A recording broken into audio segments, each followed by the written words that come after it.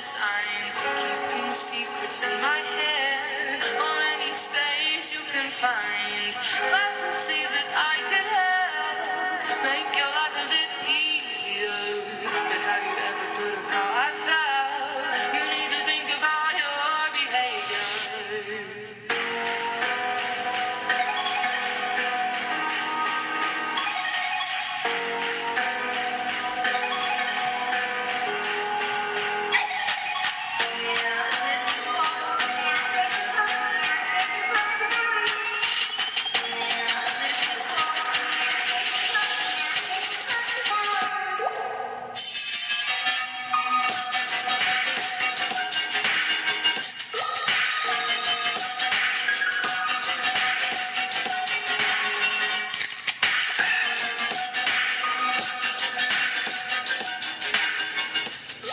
It is Over the Hump Wednesday, and yes, indeed, we are actually over the hump at 6:37 in the evening time. We're doing Butch On Sports.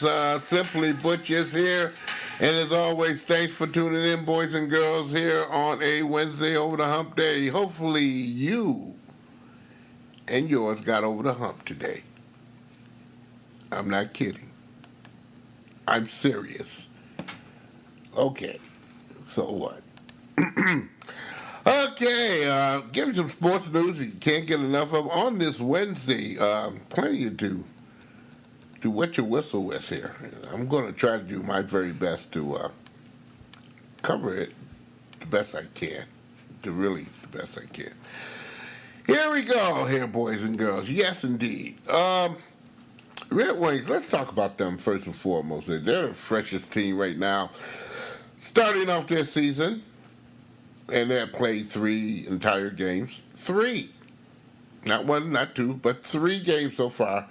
And they are 2-1 in this particular season there. Apparently the Red Wings, Dylan Larkin, in the third period of last night's game was a huge difference maker there because his goal was overturned because the play ruled that he went and, his players were offside at the time. And they can review that. And it showed that the players for the Red Wings were offside. Oh, and that was a sting because a minute, 4 seconds later, Nick Ritchie scored a rebound goal, boys and girls. And the Ducks took a 2-1 lead from that point on. Yes, Silverbird, he made it 3-1 over beating Jimmy Howard, from the inside edge of the left circle. On a rush, 47 seconds after that. So they had the Wings rattled, dismayed. They're a young team, and hopefully they go farther on this particular ordeal that they may have. Now, doesn't mean the whole weekend went blasé here. The whole weekend started off for the Red Wings on Saturday night. Let's talk about Sunday night's game, which was really somewhat exciting. Great there. Anthony Mantha, he scored a career-high 4 goals. 53 seconds left in the game. And helped the Red Wings win a 4-3 victory over the Dallas Stars. Would you like to hear Anthony Mantha after the game? Maybe so. If I can get him up and get him running, I'll do so. But that one's not running. Oh, yes, it is. Now it will be running. So, hey, here's Anthony Mantha after the game. We're here today, and we'll keep it going. Is it harder this year or more accurate? Is there any difference in the way you're shooting this year? I think I just have a better mentality of putting pucks on net. I mean, if you look at the first goal, it wasn't the hardest shot. You look at the fourth goal tonight, it wasn't the hardest shot either. It's just pucks on net. That fourth one tipped off a stick and went in. So that's exactly what I need to keep doing. Yep, that's what you need to keep doing. It didn't happen last night, boys and girls, because they were snaking on him last night. When you get a reputation like that, everybody, excuse me, joins in. Dylan Larkin that night was pretty doggone good as well, assisting the goal in that particular game. he had some things to say, crucially after the game as well. This is Dylan Larkin of the Detroit Red Wings. Thing you were talking about before the season began. I mean, coming out of opening weekend 2-0 against two really good teams. Yeah, and the way we play, the way we responded, down 2-0 tonight, back to back. I know they played last night too, but last year or the year before, things could have went sideways fast, and we responded. We knew it took us a little bit to get going, and took us a period to get comfortable and settle down. And great power play goal there to start it off in the second, and we didn't back down. So they tied it up 3-3, and we were pressing. We should have won the game sooner, I think, and it speaks to our character. And yeah, I think we're shocking teams, but let's build off this confidence is the message in our room right now.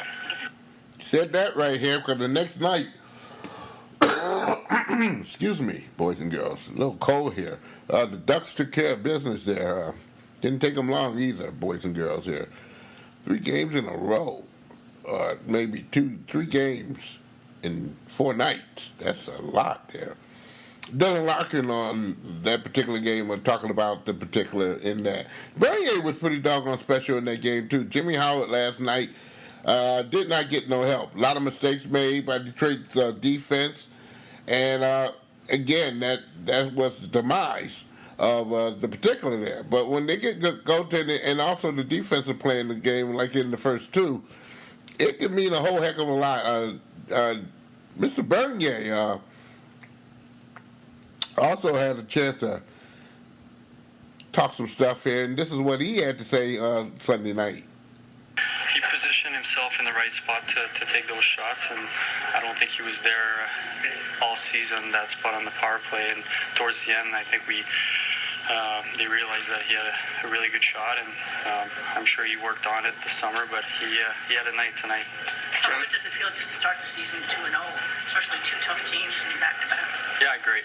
Obviously, you want to get that first win as a goalie, so now it's there, and Jimmy played great last night too, so we just got to keep rolling. We know how it is. This league is up and down, but we got to ride the wave right now, and we got a big game coming up here. Were you a little bit worried that they might call it a goal there when they were reviewing it? No, because I really felt it was under my skate, and my skate didn't really cross that line until they blew the whistle, so I knew I had it. You felt it? Yes, indeed. He thought he blew the whistle and a whole lot of other things on Sunday night. But the Red Wings did pull that game on out, came back in good style after a lead been taken on them, and took care of business there. Tyler Bertuzzi on that first night, he had 2 goals and assists. The first night when they beat the Predators 5-3. You can't squash on the Red Wings right now. Jimmy Howard was great, as Bernier said the night before. 39 saves. You look at it right now, the season's early. We know what the Red Wings need to improve on in order to be a very competitive club. That did not happen on Tuesday night with the Ducks. Defense broke down. Mistakes made, offsides, and the list. And also, you might add, in closing there, as we kind of move on here, the one thing Red Wings have to look at seriously here, and very seriously, not only their defense, but teams are going to look at them like a hog looking at a slop. And I don't think it's all that comfortable with Detroit's players with their lineup right now, because again, Detroit Red Wings know that they got some horses, as they called up for last night. 4 brand new horses. So the Red Wings know they got some ammo. So if these players are not going to play well or whatnot, that's where we're going to see the difference with Steve Yzerman versus who we had before. They ain't going to be up here too longer. Thursday night the Red Wings play. They play at Montreal. So, hey, get you some rest. At the soundboard this weekend here, I did not say because we was not on Sunday, and I deeply apologize for that. So much going on, and being in 5 places at one time really takes a knack in that. I kind of promised myself that morning we would get a Sunday showing, but we did not get it. Something came up, and that didn't happen. So again, my apology. But again, soundboard was covered this weekend as well. Congratulations to these fine individuals who were toast of the coast for the Michigan Sports Hall of Fame class of 2019. Valimir Konstantinov in hockey, Charles Woodson in football, Tom Wilson as an executive in basketball and also in hockey, Allison Smith in swimming, Morris Peterson Jr. in basketball, Mike O'Hara, a great all-around reporter in newspaper work, in football, also covered boxing for a very long time for the newspaper. Dan Fife, basketball player as he is one of the best coaches in the state of Michigan. Diana Deeks, also a very phenom in basketball. Harry Atkins, reporter, one of the best in the business, reported also on football, basketball, hockey, and baseball.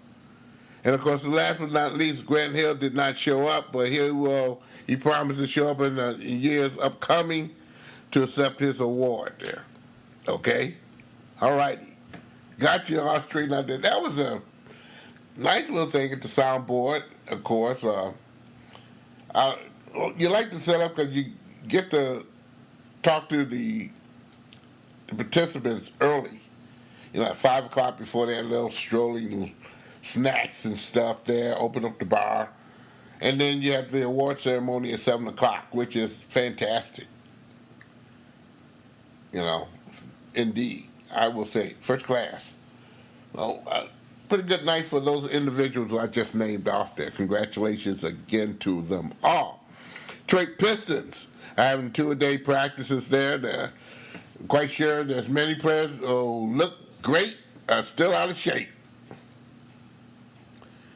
If not, they're not mentally sharp. Last night was another example, but the first night they had their doors opened up for this particular season and find some stability at best. I'll get on that later here. But again, you'll see how many new faces, especially to make the bench, something very competitive there.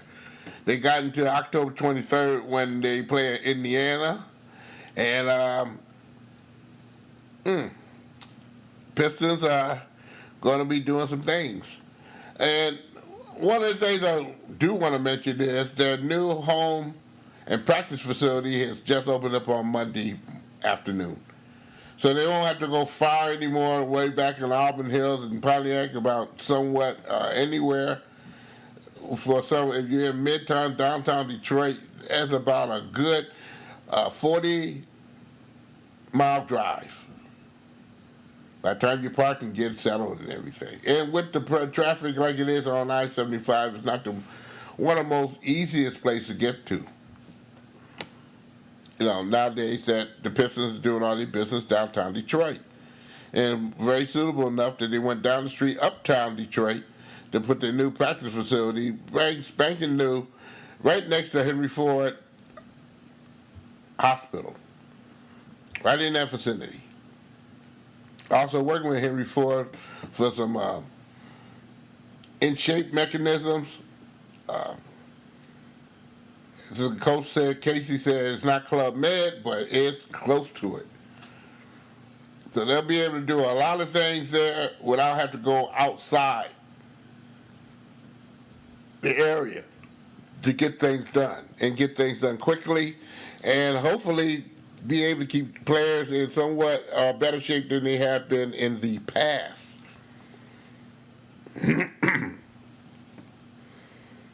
Also, the particular new building is supposed to also help the community as well because they're going to be services as some Power League games and a whole slew of outside activities that will be coming into that particular building. So the community wins too. Or we hope we see. Now the regular schedule, like I said, on October 23rd for the Pistons there, so be there, be square. They play Dallas tonight again at LCA. They do that. Now,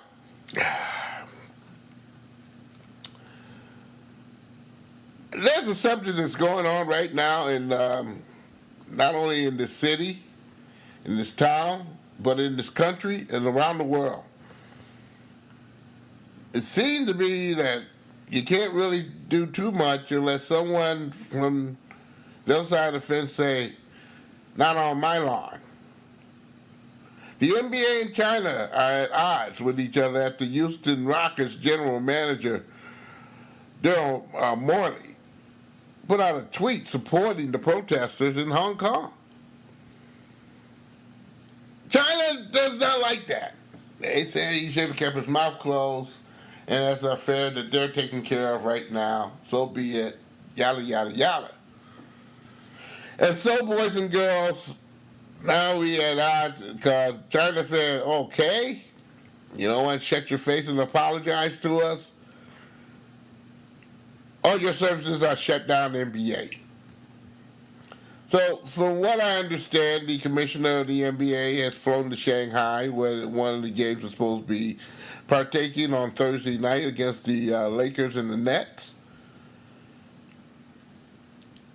The way things are going right now, with China and the NBA having conversation about freedom of speech, which seems to be one of the particular falls for China and Hong Kong right now.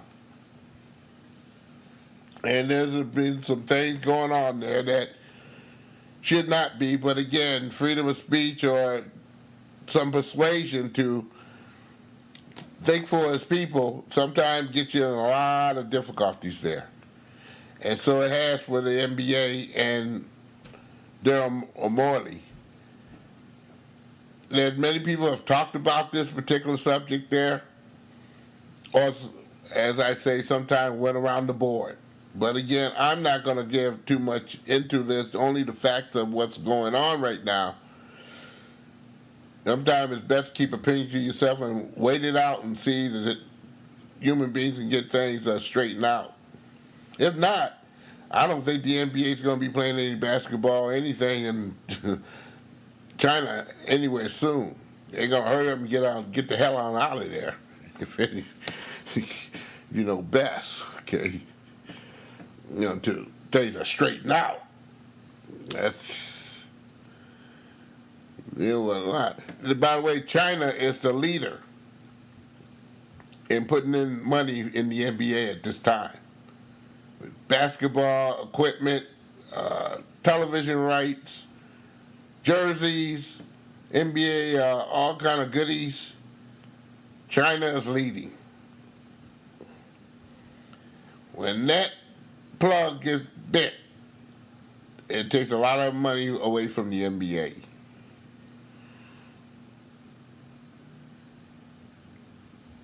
And the only thing I say is that charity begins at home first. There's a lot of kids right now that they can benefit here in this country that has not been even dealt with yet. So take them anywhere you want.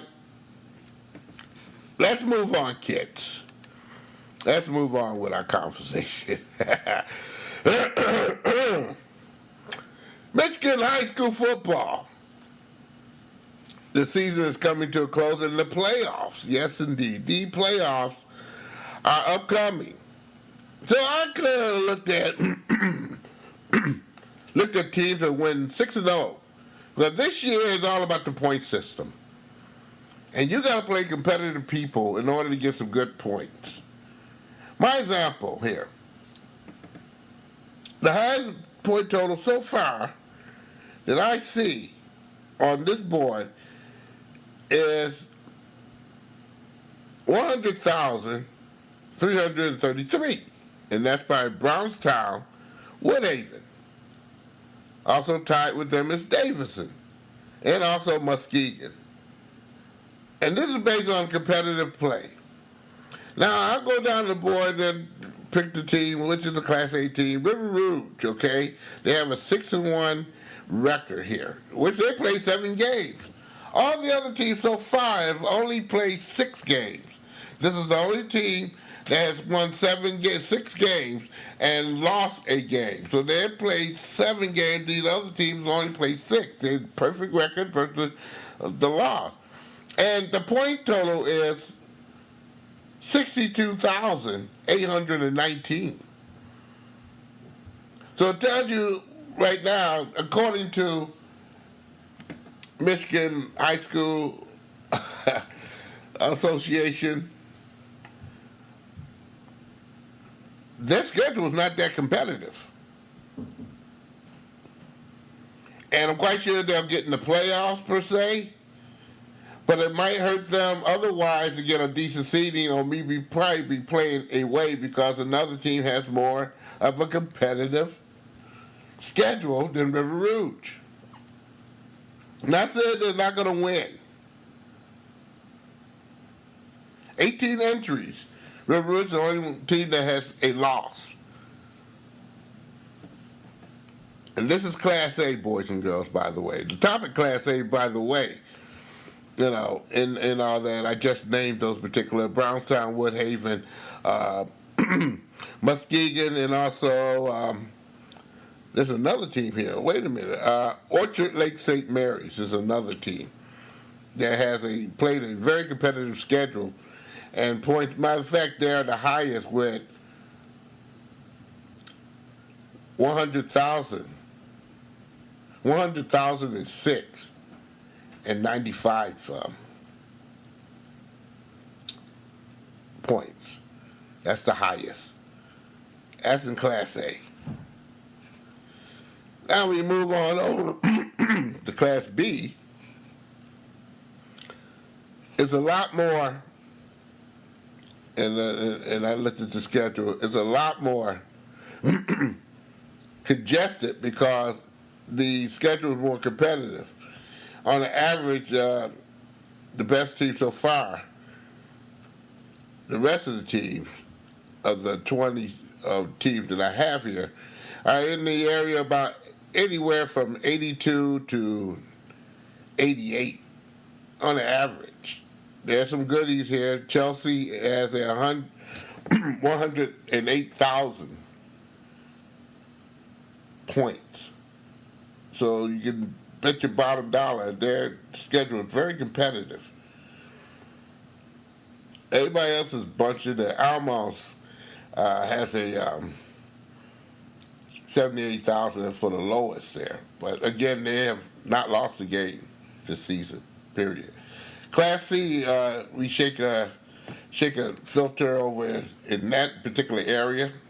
Let's see some things in there. Now, their total, on average, is about 70,000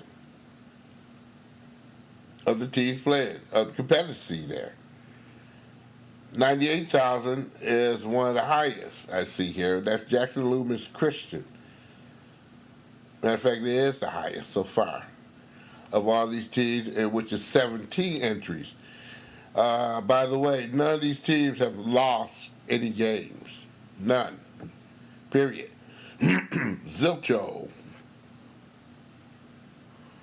And by the way, most of the teams have a 8-game schedule. Some have a 9.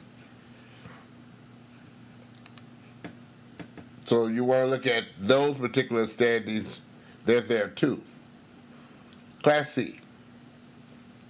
Oh, Class D. Out of all the Class D teams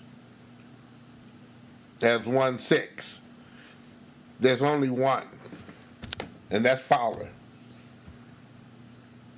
With 64,000 playoff points, they're the only one that have not lost a game.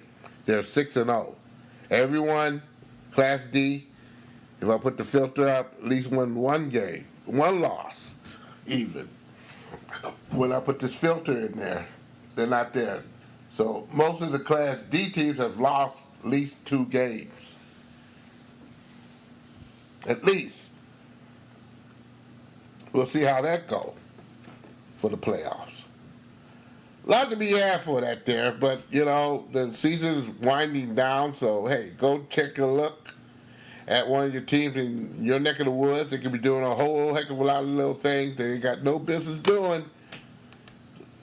They're playing sports. Be happy. Volleyball's still going on. Cross country's going on. Swimming's going on. Some soccer's definitely doing it. Go check them out. Show your support. Doesn't take but a minute. In this case, maybe a couple hours. Buy some hot dogs or something there, something to sell you on there. Don't sneak all your candy in the gate. And y'all know how you. Oh man, that was kind of loud here. I was kind of move in the situation here and close the show nicely here, but what can I do here? Oh, there we go. We just slowly just merged the music on in here and tell you Butch On Sports is a presentation of My Darling Productions. I'm done for this Wednesday. We'll be back on Sunday with another edition of Butch On Sports. Check out Butch On Sports on Facebook. Yes, indeed. Facebook. Go to Facebook and Butch On Sports. And you can check it out there. You can also go to Podomatic.com. You can type in SIMPLYBUTCHTOO.Podomatic.com and it'll take you right to the page. You can also listen to our show on the Games Sports Show website there. Yes, indeed, that is pasted there along with me being on the Game Sports Show every Monday night from 6 to 8 o'clock. I normally kick you on in about 7 o'clock and do the whole hour with colleagues such as, yes, Scott Nason, Dave McCaig, and also E.J. Russell. So check it out on their page as well, or go to thegameshow.podbean.com. And yes, check my show and the other shows that are listed on that particular website, the Game Sports Show. And, you know, some of my colleagues got shows too, so you might want to listen to them as well. Hey, I am done. Have a very pleasant over the hump day. Get ready for Thursday as the weekend is coming. Be good to yourself and have a great weekend. Check you out on Sunday, boys and girls.